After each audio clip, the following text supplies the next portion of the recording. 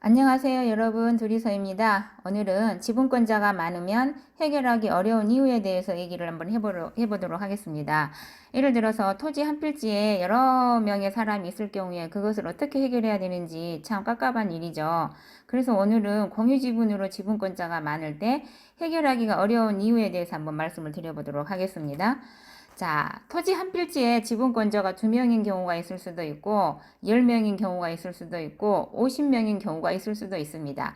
대부분 상속이나 아니면은 협의에 의한 지분으로 살 때는 5, 6, 7, 8 이런 식으로 우리가 어느 정도 접근할 수 있는 인원에 한정이 되어 있는 반면에 내가 모르는 사이에 어떤 기획부동산의 권유로 인해서 어떤 한 필지의 땅을 사게 됐을 때, 지분으로 사게 됐을 때 50명이 될 수도 있고 100명이 될 수도 있어요.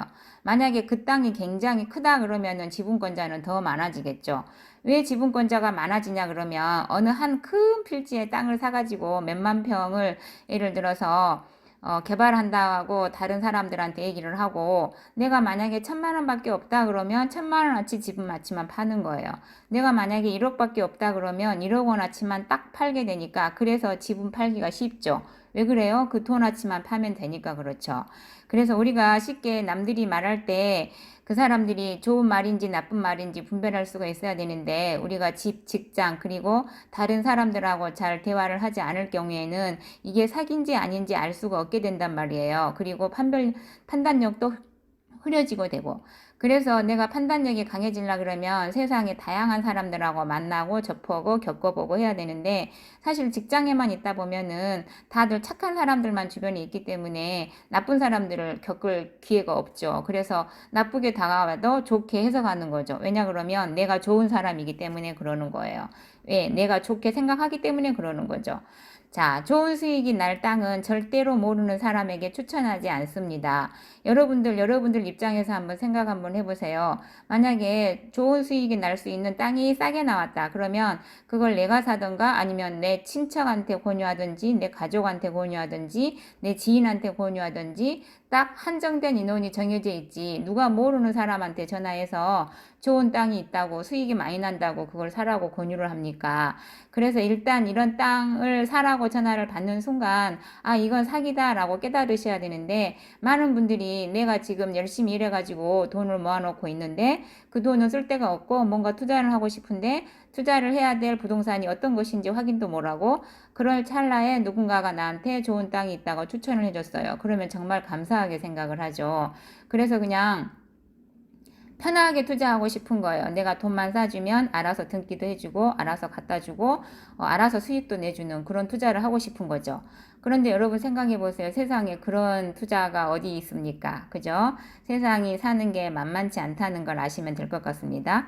자, 그래서 그걸 선택했더니 나도 모르는 사이에 지분권자가 30명인 토지의 소유주가 되었다고 가정을 합시다. 실질적으로 돈을 주고 사놓고도 내가 지분권자로 산 건지 아니면 단독으로 산 건지 그것조차도 모르시는 분들이 있어요. 그냥 상대편이 기획부동산에서 소유권 이전됐다고 하니까 그런가 보다라고 얘기하는 거죠.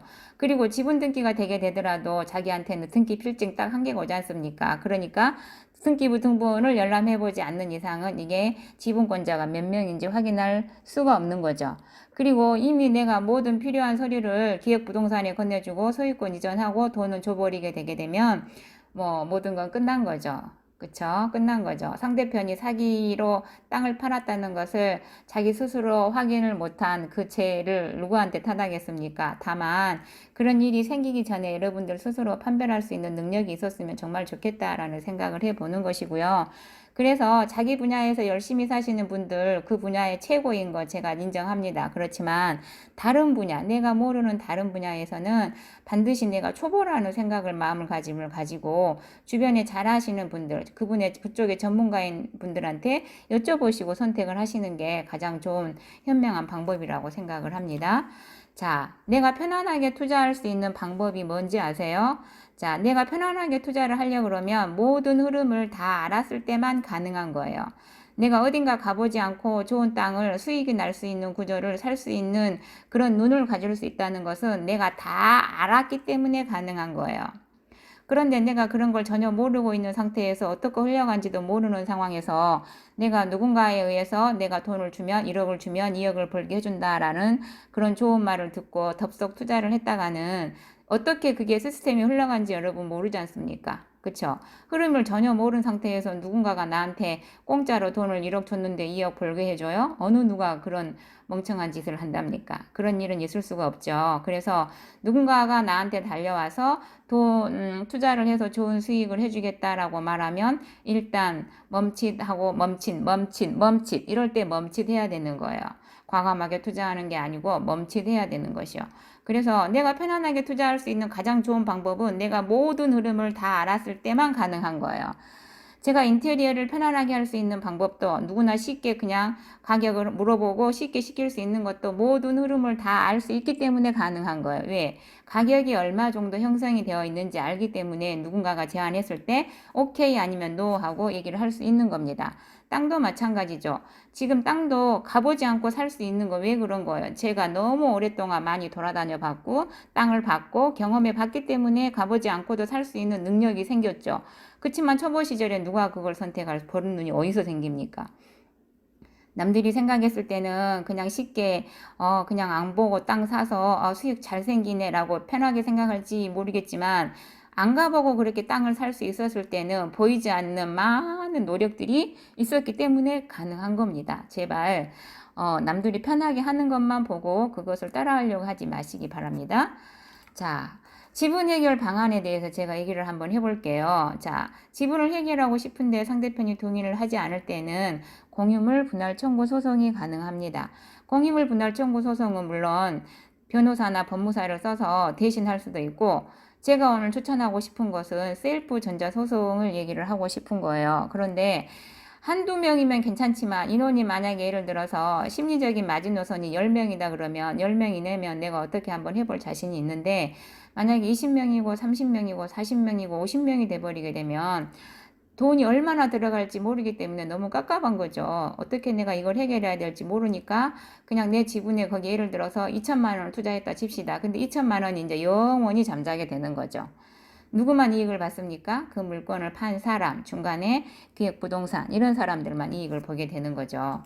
자, 지분이 예를 들어서 30명인 경우로 예를 들어서 얘기를 해볼게요.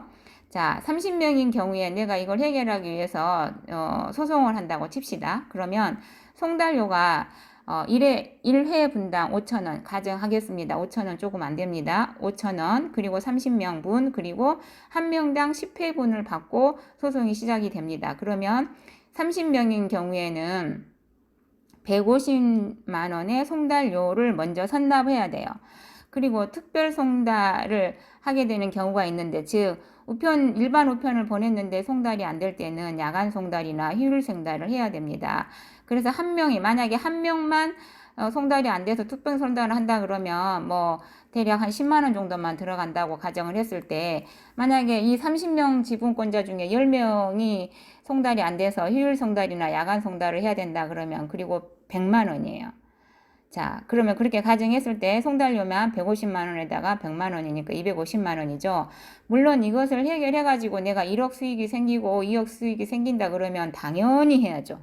당연히 여기에서 또 멈칫할 이유가 없는 거죠. 그렇지만 지분권자가 30명인 내 지분에 들어가 있는 상황에서 이게 좋은 땅일 확률이 높지가 않죠. 그쵸. 더군다나 내가 선택해서 산 것도 아니고 기획부동산의 말을 듣고 이걸 해결하려고 한다 그러면 더군다나 이익이 더 안 생기겠죠. 왜 그렇습니까? 그 땅의 가치에 비해서 현저하게 높게 샀기 때문에 내가 해결을 해도 수익이 생기지 않는 구조가 되는 거예요. 그리고 소송 인지 때는 소송 가액에 따라서 다릅니다. 그렇지만 5천만 원이나 1억 이하일 때는 그렇게 소송 인지 때가 비싸지가 않아요. 예를 들어서 한 20만 원이라고 가정을 하겠습니다.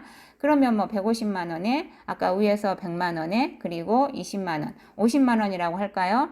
그러면 얼마예요? 300만 원이네요.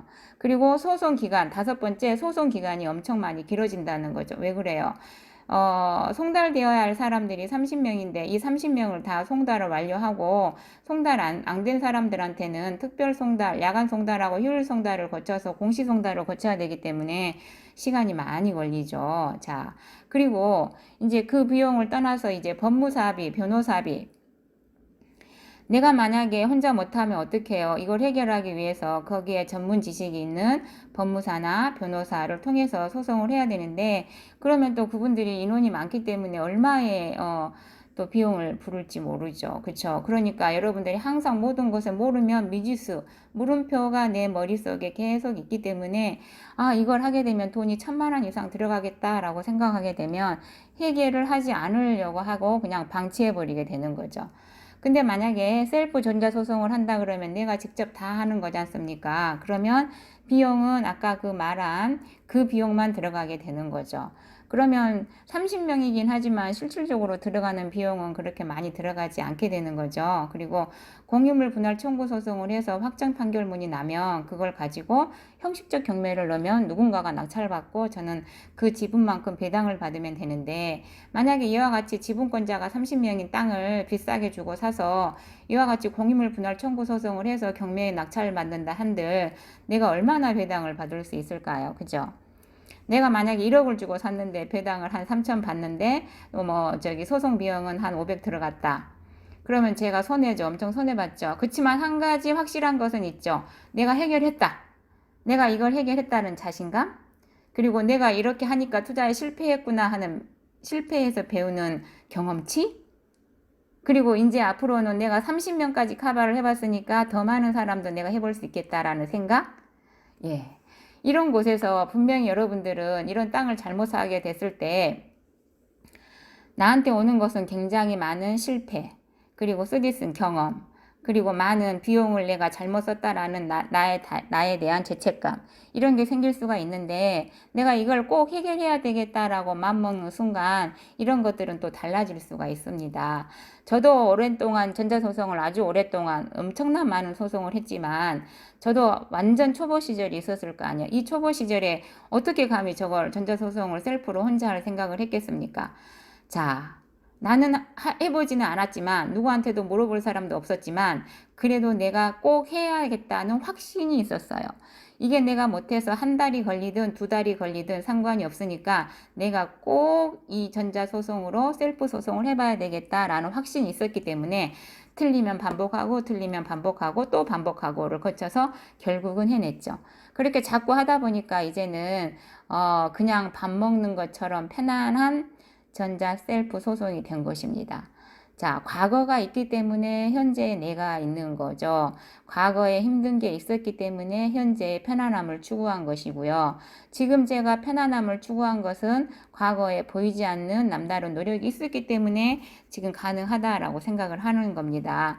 그래서 이와 같이 지분권자가 30명이 되면은 셀프 소송 한다 치더라도 시간도 많이 걸리고 또 개인이 맘먹기도 쉽지가 않기 때문에 공유자가 많게 되면은 해결하기가 어렵다라는 얘기를 하는 거죠. 그래서 공유자가 너무 많으면 그 물건을 사면 안 돼요. 그리고 항상 물건을 살 때는 반드시 상대편 말만 듣지 말고 내가 직접 지번을 알려달라고 해서 등기부 등본을 열람해 보시면 되죠. 700원이면 열람해 보면 되는데 그 돈이 아까워서 내 돈 1억을 덥석 투자하거나 그러면 안 되시는 거죠. 그죠? 자, 선택은 항상 본인이 할 수 있는 거니까 남의 말만 듣고 선택하지 마시기 바랍니다. 자, 남들이 못하는 것을 내가 할 수 있으면 경쟁력이 있는 것이다. 즉, 예를 들면 전자소송 같은 것도 이런 경우에요. 많은 사람들이 혼자서 셀프 소송하는 거 어려워하죠. 그리고 자기가 할 수 있는 일이라고 생각하는 사람들은 극히 드뭅니다. 그런데 그런 군중들 속에서 나는 혼자 셀프 소송을 할 수 있다고 생각 한번 해보세요. 얼마나 뿌듯한지, 그 느낌이 얼마나 좋은 건지, 내가 얼마나 막강한 힘을 가지고 있는지 본인 스스로 알게 될 것입니다. 그리고 또 그것이 너무 어려운 것도 아니에요. 본인이 하고 싶어서 마음만 먹으면 얼마든지 할 수 있기 때문에 너무 어렵다고 미리 주눅 갖지 마시고 나 할 수 있다. 나는 할 수 있다. 안 돼도 할 수 있다. 할 수 있다라는 생각을 자꾸 가지시고 주변에 또 좋은 사람을 통해서 배울 수 있다 그러면 정말 좋은 기회인 것 같고요. 자, 그런 기회를 여러분 스스로 잡는 겁니다. 여러분 스스로 선택하는 겁니다. 남들이 선택 안 할 때 나는 선택해서 또 다른 나를 만드는 거. 그게 바로 우리 인생 만들어가는 결과물인 거죠. 자, 여러분 오늘은 지분권자가 많아서 해결하기 힘든 이유에 대해서 제가 설명을 했는데요. 맘만 먹으면 해결할 수도 있습니다. 다만 많은 분들이 해결하려고 하지 않기 때문에 그게 힘든 거죠. 이해되셨나요, 여러분? 자, 오늘 지분권자가 많은 경우에 어떻게 해결하기 힘든다는 내용에 대해서 여러분 말씀드렸습니다. 감사합니다. 고맙습니다. 둘이서 했습니다.